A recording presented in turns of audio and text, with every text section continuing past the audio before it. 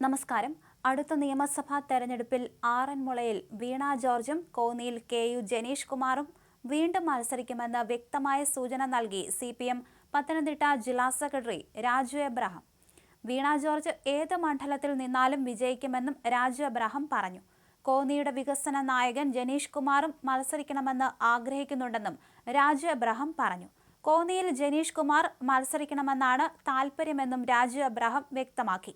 കേരളത്തിന്റെ ആരോഗ്യരംഗത്തെ ലോകത്തിന്റെ നെറുകയിൽ എത്തിച്ച ആളാണ് വീണ ജോർജ്.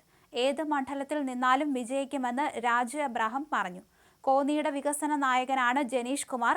അദ്ദേഹം വീണ്ടും മത്സരിക്കണമെന്ന് ജനം ആഗ്രഹിക്കുന്നുവെന്നും ജില്ലയിലെ 5 MLA-മാരും മികച്ച പ്രവർത്തനം കാഴ്ചവെക്കുന്നുവെന്നും രാജു എബ്രഹാം കൂട്ടിച്ചേർത്തു. നിയമസഭാ തെരഞ്ഞെടുപ്പിൽ ടേം വ്യവസ്ഥ ഒഴിവാക്കാനാണ് CPM ആലോചിക്കുന്നത്. അതായത് MLA-മാർക്ക് 2 തവണ, മന്ത്രിമാർക്ക് 1 തവണ അവസരം എന്ന വ്യവസ്ഥ മാറ്റാനാണ് ആലോചിക്കുന്നത്.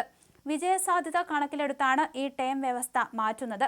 മണ്ഡലം കൈവിട്ട് പോകാതിരിക്കാൻ പരിചയസമ്പന്നരായ സ്ഥാനാർത്ഥികളെ മത്സരിപ്പിക്കാനാണ് CPM ആലോചിക്കുന്നത്.